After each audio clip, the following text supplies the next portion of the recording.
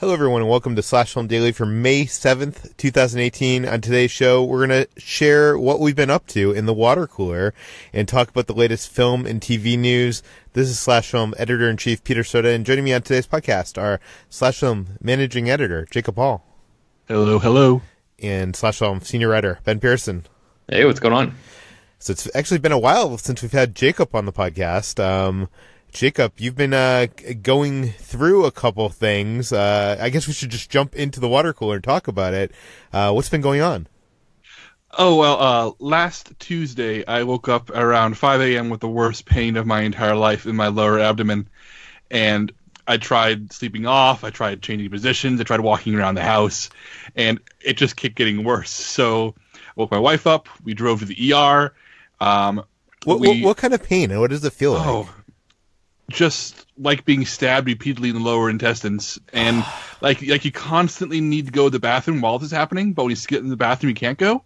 So it was a combination of constipation while being stabbed by someone who hates you. It was bad, and when the doctors originally thought it was appendicitis, they were prepared to say, "Let's get you under the knife. We just got to do the CAT scan or whatever scan it is for the lower abdomen, and make sure that's what it is." And turns out that I had kidney stones, which is a sign of the fact that I'm no longer as spry as I used to be. I'm a white man approaching a certain decade, which means that this is just now a fact of life now. And it was the worst pain of my entire life. And it's one of those cases where I know a lot of people are probably listening going, ew, why is Jacob talking about his kidney stones in this movie podcast? And it's the same reason why I've always been open about my depression, and that's why I came out as bi a few years ago. It's because if I talk about my kidney stones here, somebody out there is going to say, I have those pains, or, if this happens to me, I won't be as ashamed to go to the doctor. So in the same way, you should definitely come out of the closet. You should definitely take medicine for your depression. If you have kidney stones, don't worry. Drink lots of water, go to the ER, and get yourself taken care of. I love how you have related coming out of the closet to kidney stones. Yeah. But what deeply personal things. What is the maintenance on something like this? Oh, goodness. That's why I'm seeing a urologist, a specialist, in the coming days, hopefully, to figure out what the maintenance is. In the meantime, I was just given some pills to take with meals to help keep from happening in the interim. I was giving some extremely great pain pills in case it recurred. And that's how I spent lots of last week. There were a few days last week where Ben and Brad and you were working on the site and running things in my absence because I was high and sleeping a lot. It was really, really great, actually, when I wasn't hurting. Did you watch any movies while you were on pain meds? Oh, I did. I spent my $2.99 on Amazon Prime to watch GeoStorm, the Gerard Butler classic from last year, and that is a motion picture, guys. No one saw it. No one saw it last year. It was a big box office bomb, and a lot of people at the time found the making of it more interesting because it was the directorial debut of Dean Devlin, known for producing movies like Godzilla, the one from 1998, and Independence Day, sort of Roland Emmerich's partner in crime for those 90s disaster movies. So this very much wants to be like those, but Dean Devlin is not the director Roland Emmerich was or is, and the movie was famously went under huge reshoots, but it spent $15 million or more reshooting the movie and deleting subplots, adding new characters, trying to make sense of it. And you watch it now, and it's so many different movies at once. It is, in the near future, global warming has led to superstorms that led to the world coming together to build a satellite network that controls the weather. But then somebody takes control of the satellite network and uses it to create superstorms to declare war on planet Earth, destroying all kinds of things. So then you're watching three movies. You're watching a series of disaster movies where it's tornadoes and hurricanes and blizzards destroying the world. You're watching Gerard Butler up in space trying to find out who the mole is, who's helping take control of the satellites, and this sort of mystery investigation science thriller. And down on Earth, you have Gerard Butler's brother trying to protect the president from people who want to kill him and assassinate him with the weather. It is a mess, but holy crap, guys! It is definitely a thing that exists, and I'm happy it does because oh my goodness, it reminded me so much of like, you know, those stereotypes of you imagine a Hollywood producer chomping a cigar, listening to a cocaine-addled pitch from some producer who is just like wearing a flowery shirt with half unbuttoned, sort of lean back and leaning forward very excitedly as he gets higher and higher and higher throughout his pitch. That's what this movie reminded me of. That it has to be a result of that, because I don't see how this movie gets made otherwise. It is so bonkers. And as a connoisseur of bad things, as somebody who thinks that Gerard Butler, current Gerard Butler, see, forget sexy young Gerard Butler. I like grizzled, bloated, sweaty Gerard Butler who stars in terrible movies, and this just fits that. That fits that perfectly, and I had a great time. But that could have been the drugs talking. Maybe I'll revisit it at another time. I think it might have been the drugs talking, because I saw this. This was like one of the first movies I saw with my current iteration of Movie Pass, because I was like, oh, I can see any movie. I'll go see GeoStorm. And and I was expecting it to be so bad it's good, as you describe, but it just was like so bad it's bad for me. I don't know. I mean, there were some moments where, like, an on-screen character, says it's a GeoStorm. Or, yeah. Like, I wish they were more aware of it. It should have been like, I don't know. I don't want to say like Sharknado, because I don't even think they're aware that they're making a bad movie. But like, I don't know. It sounds like the perfect setup to have these cool tentpole action sequences. But then when you actually get to the movie and you realize half the action sequences are like people freezing, like within a few seconds, or like, the ground opens up because the molten core. Isn't that what happens? Or yeah, they destroy. I think it's Hong Kong, or Hong Kong or Shanghai, by overheating the temperature until the gas mains explode.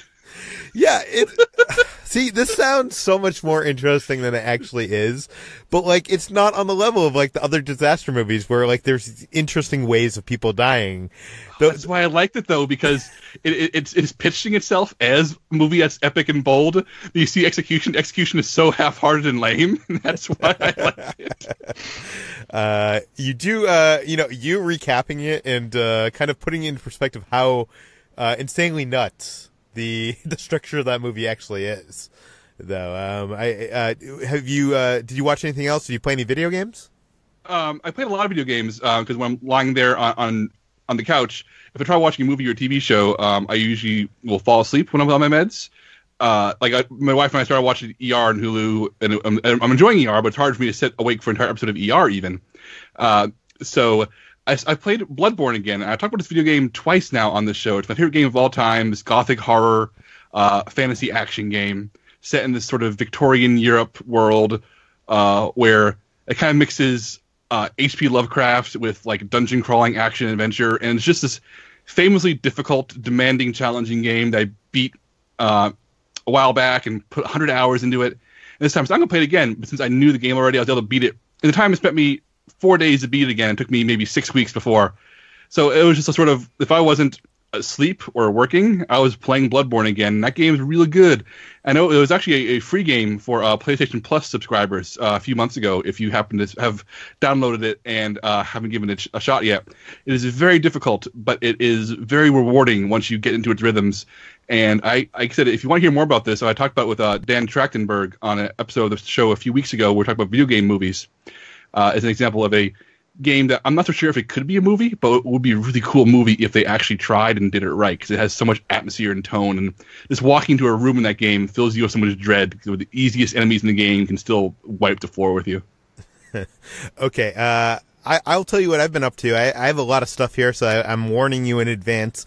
First up, I played a board game called Dinosaur Island. Have you heard about this, Jacob? I almost backed it on Kickstarter, and then decided not to because I wasn't sure about the art. Yeah, the art is not good, but this board game is basically Jurassic Park the game, to the point that even the cover of the box is like done. Dinosaur Island is done in the Jurassic Park font, and there is even a John Hammond like character with a like on the cover of the game, and you're basically building your own Jurassic Park against other people. You're building a dinosaur theme park, and the first player token is a mosquito in amber. There's dinosaur meeples. It's a lot of fun. It's actually a good game, but I agree with you. The art is kind of like they went for this neon 1980s kind of, or like I guess 90s. 90s was more neon, right? So they went for like a neon aesthetic, and it's either you like it or you don't. So yeah, but I really like that, and I'd say if you like board games, check it out. I think you could buy it in stores now. And what else did I do? Oh, after I played board games, I went to Howlin Rays. Ben, have you heard about this place? I have, and I tried to go there once, but the line was so long, like hours and hours long, that I didn't time it properly. So I have yet to go and actually eat there, but I'm looking forward to doing it. I think I'm just going to have to like carve out a Saturday and wake up at 7 a.m. and go get in line first thing, because it's like a notoriously long wait to eat at this place. Yes. I didn't really know anything about this place, but my friend Jeff, who is all about getting limited stuff, and there's a limited amount of chicken every day at Howlin Rays. It used to be a food truck. They opened up a place in Chinatown, and they notoriously have all day long, hour long, multiple hour-long waits. We showed up at the end of the day. We didn't. Luckily, I had some people in line that were there, and we didn't have to wait that long. But this is like Nashville-style fried chicken, so it's spicy. They have different levels. They have just country fried chicken, mild, medium, hot, and then howling, and then howling plus plus. I just tried the medium, and that was, I had waffles and chicken there, and on the weekend you can have waffles and chicken, and that was great. I think the syrup cuts down on the heat a little bit, but, I will say this, after I was walking away from this place, my belly, did not like the spices that were in there, in it, and it was funny. One of my friends, Reza, tried one of the. I don't even think he tried Howling Plus Plus. I think he just tried the normal Howling, and he had one bite, and it was done. He needed milk, and they got him a glass of milk. It was. But this is one of those places that I've been to many wing places that have hot wings, and this isn't one of those gimmicky places like that. The food's actually good. So if you're in LA, you're coming to LA, I would say, chisel some time out, plan it well, unlike Ben, and go to Howlin Rays. Check it out. It's in Chinatown, so it's, not near anything, but, it's worth checking out. I've also been watching Westworld. Are you guys caught up on Westworld? Yes.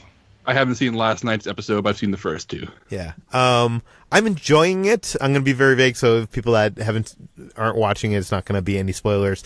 But I'm kind of missing out, guys, on the mystery box that was kind of the focus of the first season. I know Ben wasn't as enamored with that in the first season, but now that there's very little theorizing going on, I think it's not as exciting of a show, but it's still good. Ben, am I wrong? I mean, I don't know, man. I watched last night's episode, and I won't say anything to avoid spoiling anything for Jacob and anybody else, but if I didn't need to watch the show for work, to be able to write up articles about theories and whatever we need coverage-wise on Slash Film, I would probably stop watching after last night's episode. Oh, so you're in agreement with me here. I think it's not, I didn't like the way the mystery box aspect unfolded last season, but I did like the fact that there were a bunch of mysteries involved.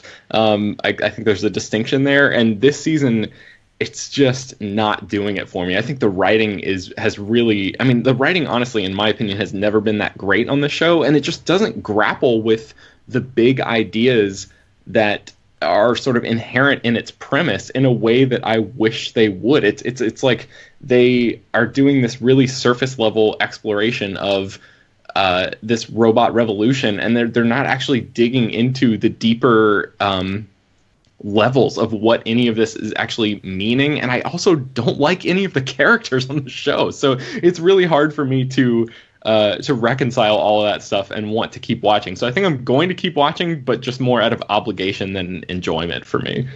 And Dolores was such an interesting character in the first season. This season, she's just kind of a gung-ho on a, tale of a revenge, and she's there with a gun.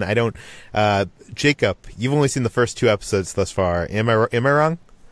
I don't think you guys are wrong. Like I said, I think I'm still liking the show. I'm liking it a lot. I just think that the show is definitely digging its heels into what it does, and what it does is apparently this, whatever season 2 is. And Chris Evangelista is writing our reviews for us this year, and I know he's also very conflicted, but I think I'm on the positive end. I think I like it more than you guys, and I like it more than Chris, who I think is warmer than both of you. And I like how it's not afraid to be off-putting, and I like how it's just this big, mucky, gray mass of ideas that are just being thrown at the wall.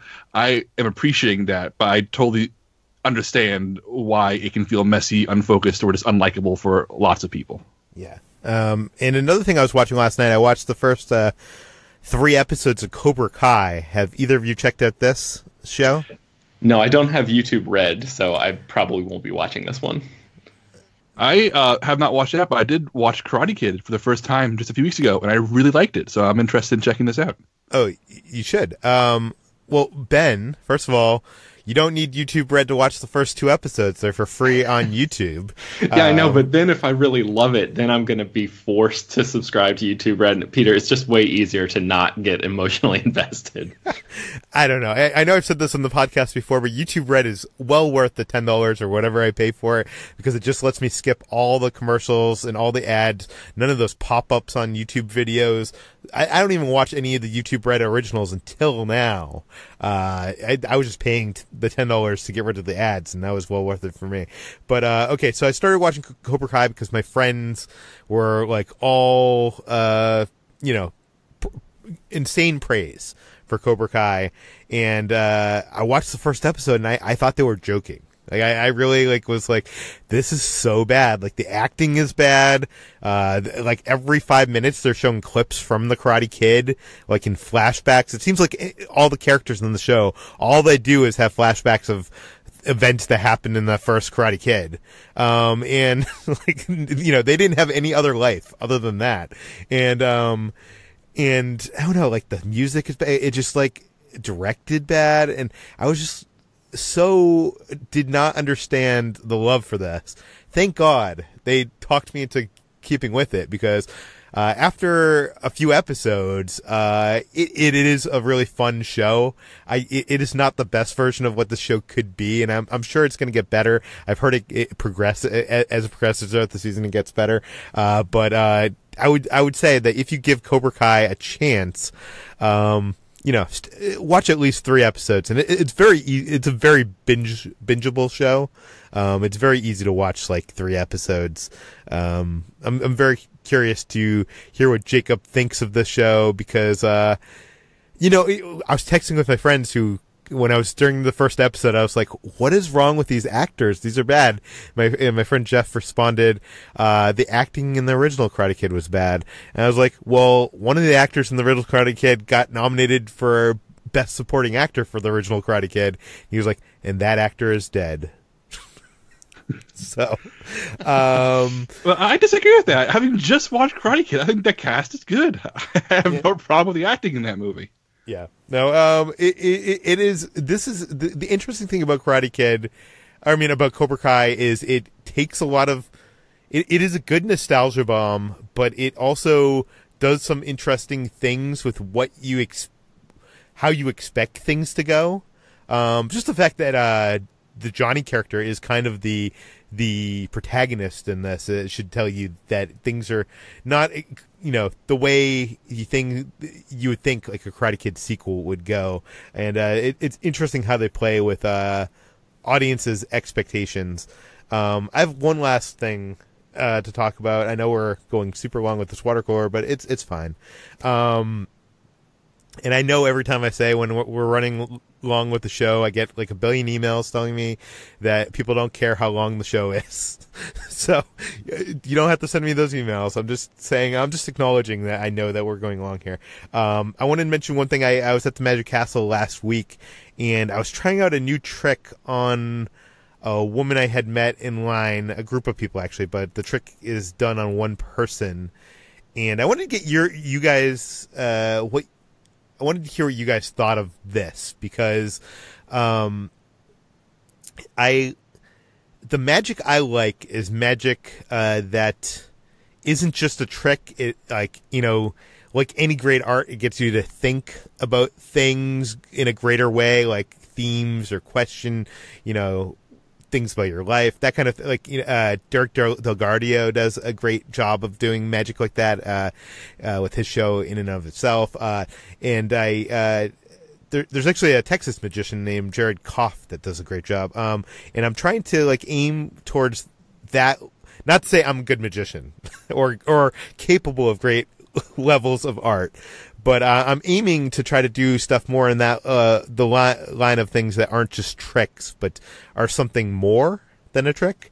And this recent trick that I do, I've just been trying it out, and it is when I approach someone with it, I approach them. This is not a magic trick per se. This is a psychological test. And I basically have them, I put them in a situation. I'm like, imagine you wake up in this situation, and they give me answers based on the situation of like what they would do in the situation. And they give a bunch of answers, and then after they give me the answers, and I'm being very unclear because I don't want to ruin the trick if you ever see me do it, but after they give me answers and I ask for honest answers, and I basically give them a reading of what it means about them and a situation that they are currently dealing with in their life. It is based on psychology. It's based on, something that's holding them back, and their answers theoretically have some kind of meaning to them. And at the end of the trick, there does end up being a trick. There ends up being a card trick of some kind that relates to it. And at the end of that card trick, the person does something with a car. I don't know how to explain it, but basically I did this to this woman, and she had tears in her eyes at the end of the thing, at the end of the, I guess, trick, because I think this, hit her on a deeper level of something that she's currently dealing with. I don't even know what it was. She was asking me questions after. But as a magician, I don't like, many magicians don't like psychics, because psychics are, they're liars. They're pretending to use these vagaries to, get money out of you. This isn't necessarily like a psychic reading. I am doing some cold reading here. But at the end of this, like when this lady was crying, like it was, very powerful as to say you did magic that could bring someone to tears, but at the same time it made me feel kind of unsure about myself, like should I be doing that, like is this wrong? Like she started asking me questions about herself, and I'm like, I don't know the answer. So, do you know what I mean? Like I don't have any psychic ability. Like this isn't about psychic, this is a psychological experiment. Is there what is the moral ambiguity? And like is there a what do you think, Ben? I don't know. I mean, it sounds like if the illusion or trick is working that well, you may have waded into territory that is a little bit too deep for you. Like, I don't know if I think it's probably just a comfort level thing on your part. Like, if you can handle the notion of what this is going to or has the potential to do to people, and you're willing to accept that responsibility, then that's one thing. And yeah, I think it's totally different than the idea of like asking people for money in order to manipulate them, like psychics or whatever. What you're doing is totally different from that. So I think, on a moral level, you're completely like absolved of any sort of conflict there. But I don't know, Jacob, what do you think? I think that there's nothing wrong with an emotionally moving act of art, whether it be a book, a movie, or a magic trick. In this case, I do wonder if not necessarily that Peter should open by saying, by the way, this kind of impacting you. Are you okay with this? I do wonder if is there like an acceptable way for a performer of any kind to say, hey, if this isn't for you, or here's a warning of what this could put you through. Are you ready for this? Because I don't think a movie should open with that, so why should a magician? So I'm very curious to see if that's even a something that's been considered in this community. it's also tough because, like, you know, I did this and she was with a group of friends, like, you know, just two other people. And, like, you know, having, I mean, that kind of, I don't want to say breakdown. It wasn't a breakdown, but in front of other people, like, I'm not sure. I don't know. It was very interesting. I got to think more about it. But I don't think at any time I'm presenting it as if I have psychic abilities of any kind. I'm just presenting it as, like, here is a test, you know, that's based on Freud, which is not actually true. But it's based on some psychological tests. But I don't know. It's really a trick. And at the end of the day, I do say it's a trick. And I do think at the end of the trick, it does give a positive motivation for them to overcome what they're dealing with. It's just, I don't know. If you guys out there have any thoughts on this, I'd be interested to hear what you think. You know, send them to peter@slashfilm.com. Yeah. So let's get on to the last bit of our water cooler. And Ben, you watched Dear White People season 2? Yes, I really, really enjoyed the first season. It's one of those shows that, you know, Netflix dumps so much content onto their site these days that it's really hard to stay on top of all their original series. But Dear White People is one that I think everyone should absolutely watch. It's something I think people should prioritize. The second season is really fantastic. Season 2 takes place a few weeks after the events of the season 1 finale, and the first season largely adapted the events of the 2014 movie on which the show is based, but season 2, the plot extends beyond that into, like, totally new territory this time. It focuses on Sam, who is played by Logan Browning in the show, and she is the host of this popular radio show called Dear White People, and she becomes, in season 2, the target of an alt-right troll on their Ivy League campus. And so, as you can see, it's sort of like a timely... I think The Atlantic's headline for their review of season 2 said it was timely and timeless, and I thought that also it was a pretty appropriate way to describe this season. They never actually mentioned Donald Trump by name, but it really digs into the things that he as a president has enabled in our society. And the show is really smart, and it's interested in having difficult conversations about race and politics, but it's also hilarious, and it has really amazing characters that are easy to get invested in. The show, for me, it feels really personal, and the whole cast is awesome. Like, I was openly crying during one of the episodes, and that doesn't really happen to me with TV shows, especially half-hour comedies. So it's a really, really great piece of work. And Justin Simien, who is the guy who wrote and directed the movie, and he created the show and is the showrunner on it, is just a really great... He actually used to be a publicist at Paramount when I first got into this industry. He was my contact at Paramount Pictures, like setting up screenings and stuff like that. And it's just so awesome to see him really come into his own as a storyteller, and to watch this show come into its own as a show. I mean, I really enjoyed the first season as well, but I think season 2 improves on the first season in almost every way. And have you been up to anything else? Yeah, I also went to San Diego to go to a wedding, and I looked at my wife at one point during this wedding and was like, I've never been to a meme wedding before, because at one point the groom rickrolled the bride during the ceremony. It was a very, like, they had it officiated by somebody who had just got their I don't know what you would call it, officiating license online. So it was a very, like, it was not a traditional wedding at all. It was fiesta themed, and it was just it was a lot of fun. There was the bride and groom got married, and then they had 2 dogs. The couple has 2 dogs, and so as they turned around to walk out of the recessional or whatever you call that, when they walked down the aisle after they've already been married, they there was like a record scratch almost sound effect from the DJ, and they walked right back up to the altar and then proceeded to do another ceremony in which the 2 dogs got married, and that was a surprise to everybody. We had no idea that was coming. So yeah, it was a lot of fun. Unfortunately, I didn't get a lot of time to spend in San Diego because I just basically drove in for the wedding and then turned around and left the next morning. But yeah, it was great. And San Diego, the weather is so awesome there, and I really want to go back and explore the I think it's the USS Midway. There's a big what would you call that? A ship that has fighter planes and helicopters and all that stuff on top of it. I'm blanking on the name of the type of ship, but like a aircraft carrier. Yes, yeah, thank you, an aircraft carrier. Yeah, and you can like go and explore all that. And there's like a Russian submarine that you can pay to go down into. There's all sorts of like maritime museums and stuff. So we walked along the water for a little bit, but we really didn't have time to explore the city. So I definitely want to go back and check out San Diego one of these days. Yeah. We are running long, so let's just get into the news. Let's start off with Solo, a Star Wars story. We had talked previously about how they're planning some sequels. Ben, are those definitely going to happen?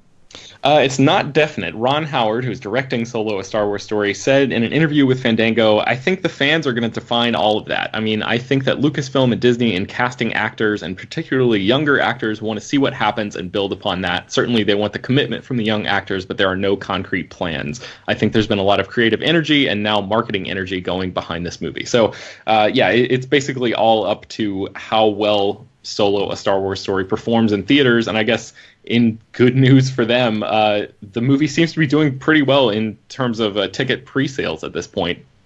Apparently, we wrote a story over the weekend that Solo, a Star Wars story, has doubled the ticket pre-sales of Black Panther in its first 24 hours. Black Panther was the highest, or I guess they sold the most tickets in pre-sales in a 24-hour period of any Marvel movie, even beating Avengers Infinity War. And Solo has doubled that. So that's pretty impressive, and I guess it bodes very, very well for Solo's potential box office success. And anybody who put that movie pretty high up in their summer movie wager rankings is probably rubbing their hands together with glee right now. So we'll have to see how well it performs overall. But it seems like it's probably going to do pretty well. And that likely means that there is going to be at least one more sequel that presumably is going to be set in between the events of Solo and Star Wars: A New Hope.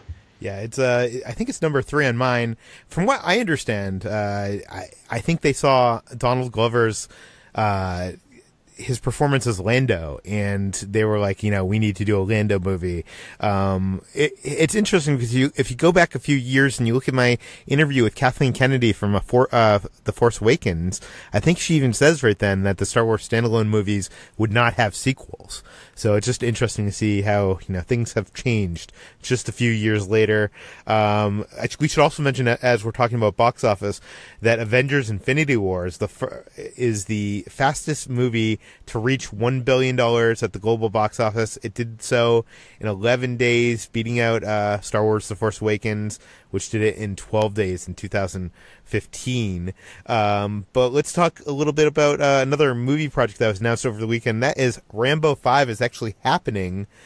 Jacob, what do we know? Well, what we know is not much, except that Rambo 5 is currently being shopped around the Cannes Film Market as part of the Cannes Film Festival via producer Avi Lerner. And we know that Sylvester Stallone, who is now 71 years old, plans to return. There's no word on if he'll return to direct. He did direct the last film, 2008's Rambo. But what's interesting here is that it confirms the story we heard from a few years ago, which was that this one will see Rambo going up against a Mexican drug cartel. And it's been one of several options for a Rambo 5 plotline in the past decade, even. I remember there was this one. There was a story about Rambo facing a group of super soldiers. There was even, at one point, Rambo versus an alien. That was seriously considered by Sylvester Stallone as a possible sequel. But the Mexican cartel one seems like the kind of thing that Millennium Films, who makes kind of budget action movies, could probably make at a reasonable cost. It allows Rambo to be back home in the United States, or maybe going over the border in this case, after spending the past few films international. I had mixed feelings on this because I like a few of the Rambo movies. I think First Blood, the original one, is exceptional. And it's exceptional because it's more of a drama than an action movie. It gives Stallone a chance to act. It's about PTSD. It's about America's responsibility to soldiers and the veterans and how we don't help them. And then 2 and 3 are just really goofy action movies. Throw away all semblance of reality and all semblance of drama and care. And the fourth film, Rambo, tried to have it both ways. It's an incredibly violent action movie that's also political and has politics on its mind, and is about war crimes and Rambo fighting people who are committing war crimes, and it revels in the gruesomeness of truly horrific things happening to innocent people.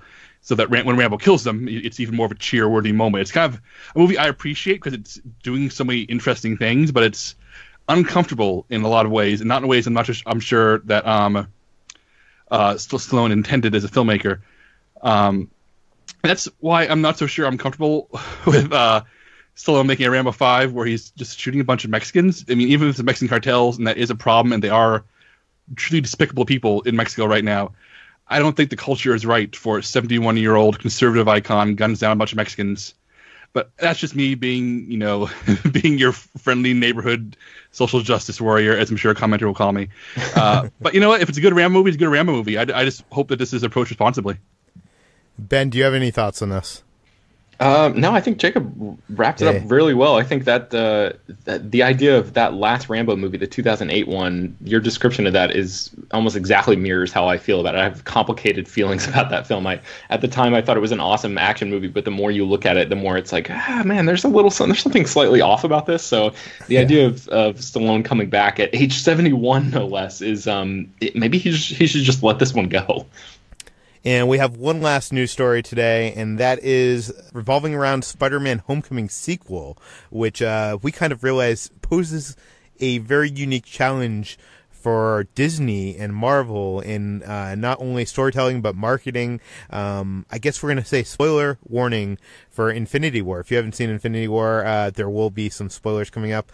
Ben, what do we know about this? Yeah, so basically, Sony Pictures is sort of in a bind by the events of Avengers Infinity War. So as we know, that film ends, or at least partially ends, with Tom Holland's Peter Parker and Spider-Man blowing away into dust in Tony Stark's arms, right? And we know that a sequel to Spider-Man Homecoming is already being planned. I think they're supposed to be shooting it this year.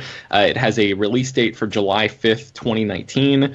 And people who already knew that sequel was in the works, the idea of Tom Holland disappearing in Infinity War, that's not something that's going to stick. So we assume that he's going to be coming back in some way, resurrected or whatever you want to call it, in Avengers 4.